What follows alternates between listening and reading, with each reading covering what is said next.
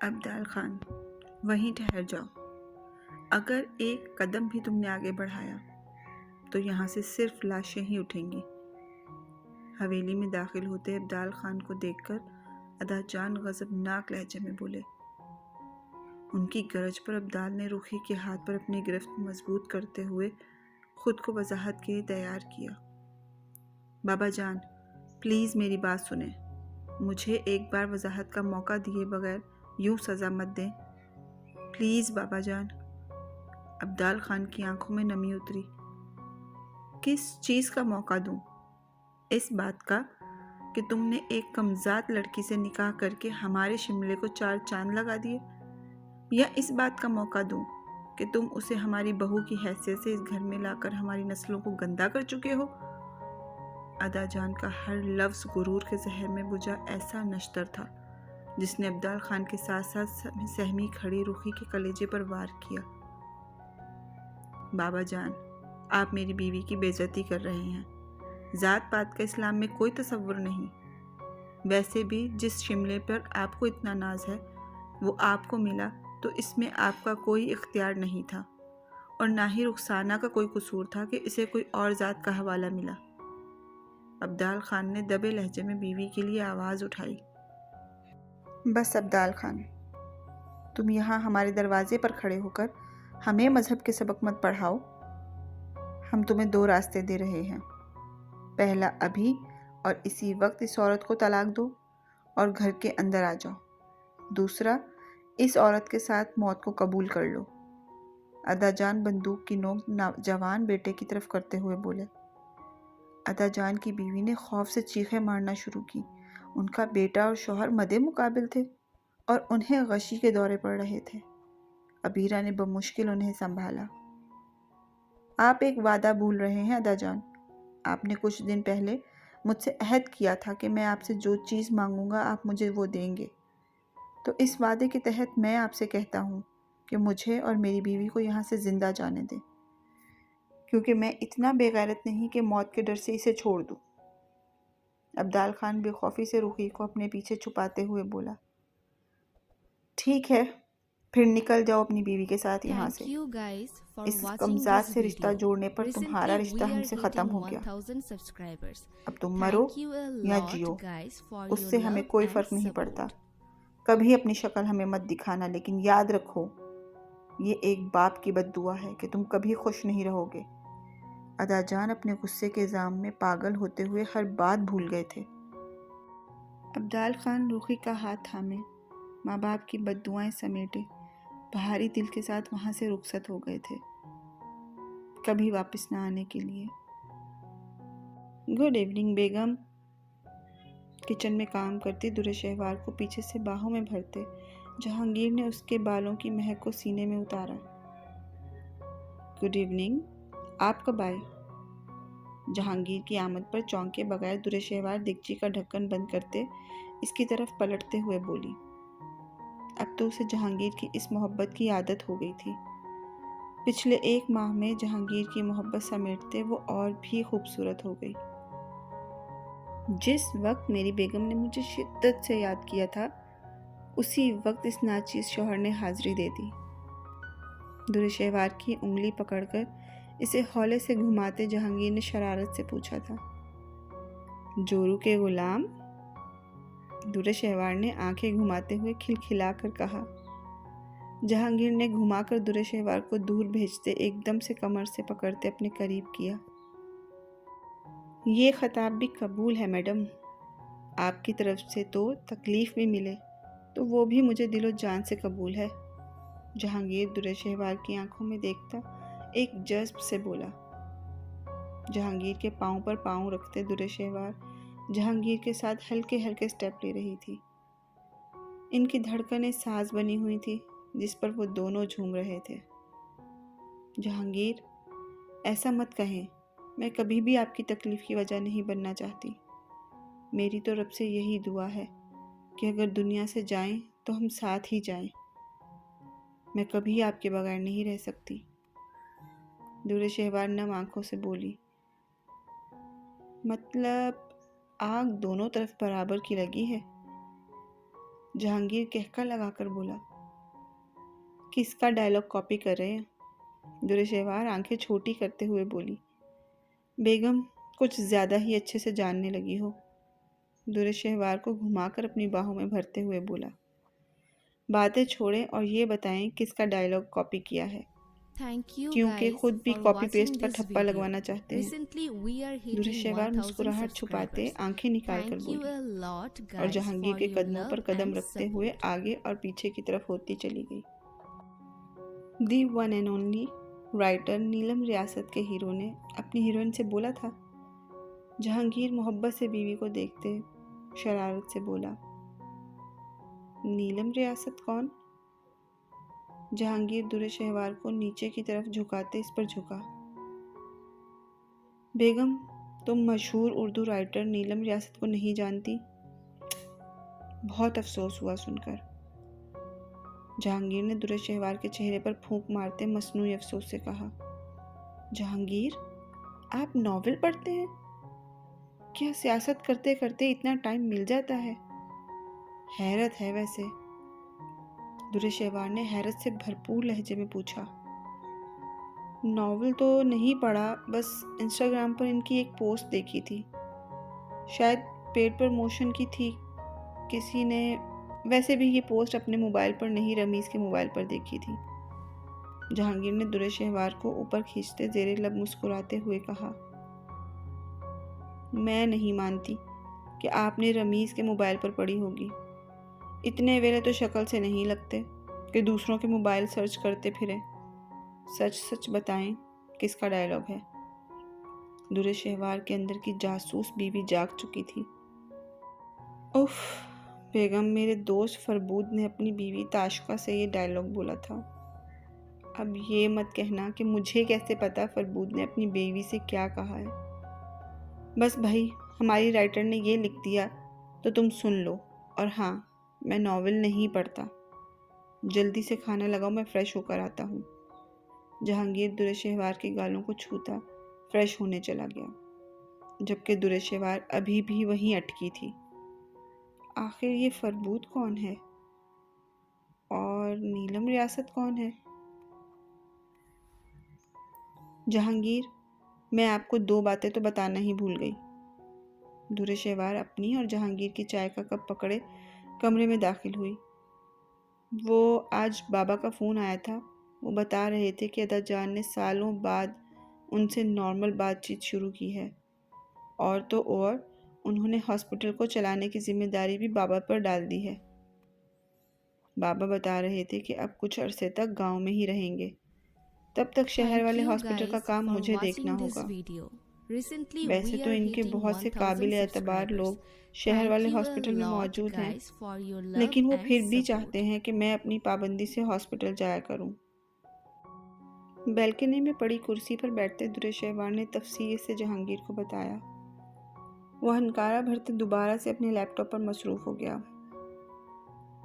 सच्ची बताऊं तो मेरा हॉस्पिटल जाने का बिल्कुल भी दिल नहीं है। चाय के कप को घूरते दुरेशेवार हौले से बोली। क्यों? दुरेशेवार के पस लहजे ने फौरन से जहांगीर की तवज्जो खींची। क्योंकि मुझे लगता है कि मैं एक अच्छी डॉक्टर कभी नहीं बन सकती। दुरेशेवार की आंखों में नमी चमकी। बेगम, इधर आओ। जहांगीर ने अपनी टांगों पर रखे लैपटॉप को बंद करते अपने पाँव के नीचे मौजूद टेबल पर रखा और दुरेशेवार का हाथ पकड़ते इसे अपनी गोद में बिठा लिया। क्या बात है? मैंने पहले तो कभी भी तुम्हें इतना मायूस नहीं देखा बेगम। दुरेशेवार के बालों में हल्के हल्के हाथ चलाते जहांगीर ने नरमी से पूछा। जहांगीर, जब मैंने आज से 1 साल पहले अपने करियर का आगाज़ किया था तो मायर नामी एक मरीज़ मुझे मिला था। एक भरपूर खूबरू मर्द होने के बावजूद वो ज़हनी तौर पर बच्चा था, बहुत मासूम बच्चा। वो और मैं बहुत अच्छे दोस्त बन गए थे। मैंने उसकी तबीब बनने का खुद से अहद किया था, मगर मैं उसे ठीक करने में नाकाम रही।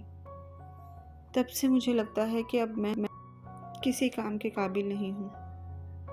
मैं एक नाकाम डॉक्टर हूँ। जहांगीर के सीने पर सरकते दुर्शहवार के लहजे में गम सिमट आया। दुर्शहवार, तुम उसके लिए सिर्फ एक डॉक्टर थी जिसने उसे ठीक करने की कोशिश की थी, लेकिन उसका ठीक होना या ना होना तुम्हारे इख्तियार में नहीं था, बल्कि अल्लाह के इख्तियार में था। तो फिर तुम वो चीज़ जिसमें तुम्हारा नहीं खुदा का इख्तियार है, उसके लिए खुद को कसूरवार कैसे ठहरा सकती हो? जहांगीर ने दुर्शहवार के माथे पर बोसा देते हुए उसे समझाया। वैसे भी बेगम, रब ने तुम्हारा और मेरा इश्क दवाम बनाया है। तुम किसी और की तबीब कैसे बन सकती थी? और आइंदा के बाद बनने की कोशिश भी मत करना, क्योंकि डॉक्टर दुर्शहवार सिर्फ अपने पेशेंट जहांगीर बख्त के लिए है। वो मुंह बसूर कर बोला। जहांगीर, आप मायर से जेलिस हो रहे हैं? दुर्शहवार बेसाख्ता हंसते हुए बोली। बेगम, ये टॉपिक मजाक वाला नहीं है। सच बता रहा हूँ, तुम सिर्फ मेरी बीवी, मेरी दोस्त, मेरी तबीब, मेरी हमदर्द और पूरी की पूरी मेरी हो। किसी मायर शायर को दरमियान में लेकर मत आना। दुर्शहवार की आंखों को छूते जहांगीर शिद्दत पसंदी से बोला। जहांगीर बख्त, आप भी सारे के सारे मेरे हैं। किसी और लड़की की तरफ आंख उठाकर भी कभी आपने देखा तो याद रखिएगा, ये दुर्शहवार उस लड़की को दुनिया से उठा देगी। दुर्शहवार भी उसी शिद्दत पसंदी से बोली। बाप रे बाप बेगम, तुम तो पूरी गुंडी हो यार। दुर्शहवार की नाक को छूते जहांगीर शरारत से बोला।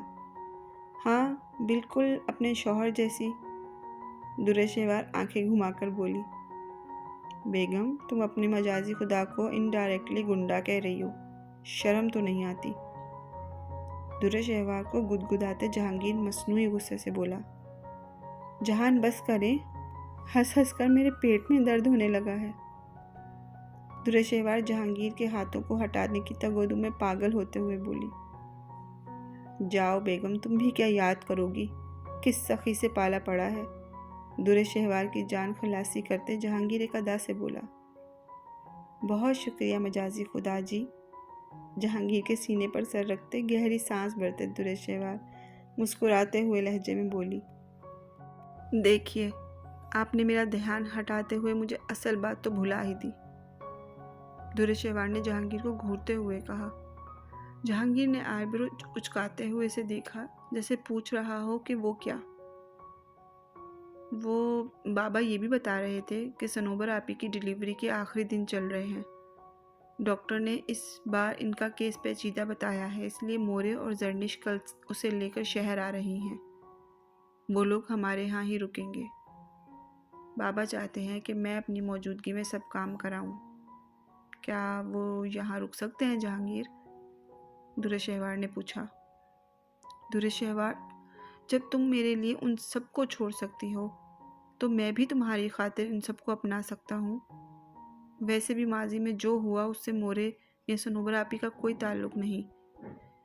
खैर, वो जब तक चाहें यहाँ रह सकते हैं। जहांगीर ने गहरी सांस भरते दुर्शहवार को सीने से लगाया। Thank you वो guys आसूदगी से for मुस्कुरा watching the. this video. Recently we are hitting 1000 कैमरे की subscribers. आंख एयरपोर्ट से Thank निकलते you a ही इन दो lot suited guys booted for your अफराद पर love थी, and support. जिनको हर जाविये से कैमरे की आंख में मुकीद किया जा रहा था। लेकिन एक मिनट, ये कैमरा एयरपोर्ट पर तो नहीं था, बल्कि ये तो वहाँ से दूर एक कार में बैठे एक मशकूक से शख्स के हाथ में दिखाई दे रहा था, जिसके चेहरे पर बद्दे से निशान थे। अचानक इस कैमरे वाले का फोकस हटा और चेहरे के तासुरात तन से गए, क्योंकि एयरपोर्ट से निकलने वाले इन अफराद में से एक शख्स से एक नौउम्र जोड़ा ट्रक टकराया। इस टकराव की वजह से इन अफराद में से एक का मोबाइल नीचे गिरा, जो इस लड़की ने जल्दी से उठा कर दिया। इस जोड़े में मौजूद लड़का, जो बेढंगे रंग बिरंगे कपड़े पहने हुए था और कुछ ज़्यादा ही खुश मिजाज था, इसने इन अफराद से हाथ मिलाया। फिर वे दोनों मुखालिफ सिमत में चल दिए। गाड़ी में बैठे उस शख्स ने गुस्से से स्टीयरिंग पर हाथ मारते गाड़ी स्टार्ट की। इसे रह रह कर इस जोड़े पर गुस्सा आ रहा था, जिनकी बदौलत वो अपना काम मुकम्मल नहीं कर सका। एक मिनट, कहाँ जा रहे हैं? हमें भी लेकर जाएं। अचानक इस शख्स की गाड़ी का दरवाज़ा खोलते 2 लड़के अंदर बैठे। ये कोई टैक्सी नहीं है, निकलो यहाँ से और दफ़ा हो जाओ।